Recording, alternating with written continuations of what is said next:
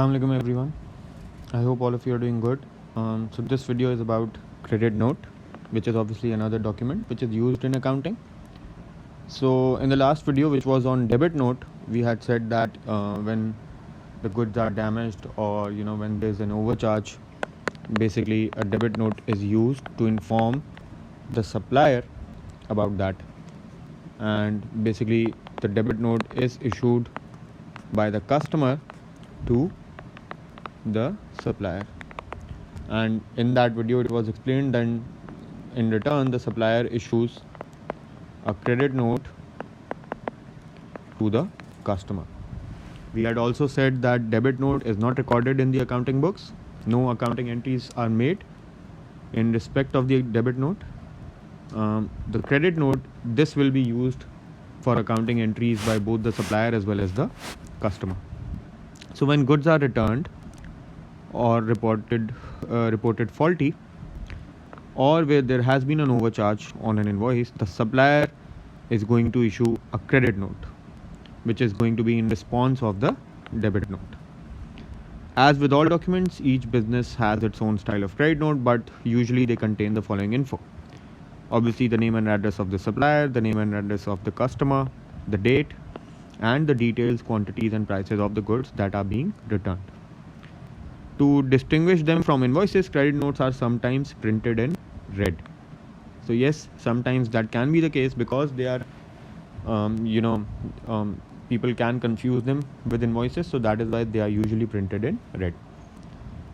Here is a summarized definition of credit note as well. A credit note is a document which is issued by a seller of goods, which is obviously the supplier of goods, to notify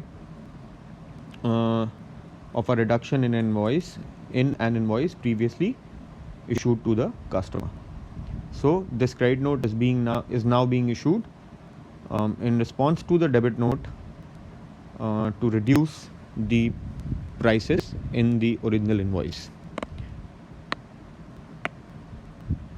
Okay, now moving on. This is the format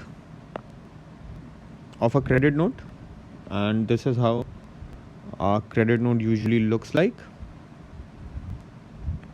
All right, so you obviously have the title credit note, you have the credit note number, the supplier's name and address, the customer's name and address.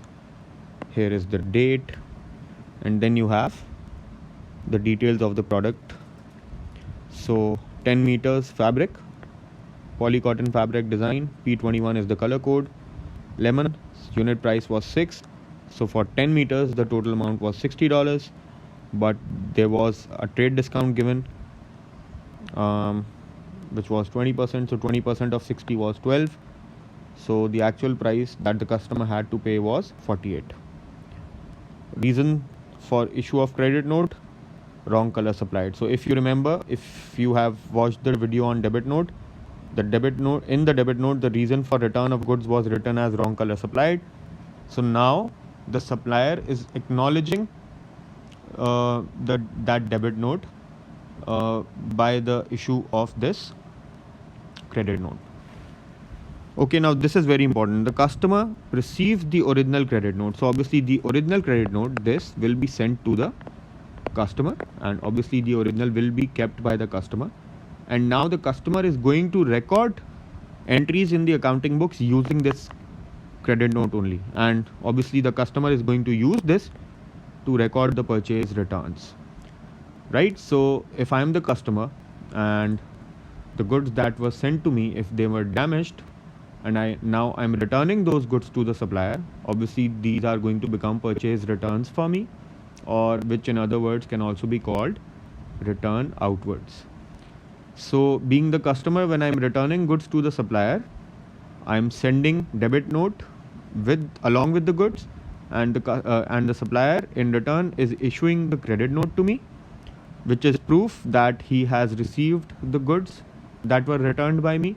So now I'm actually going to record the purchase returns.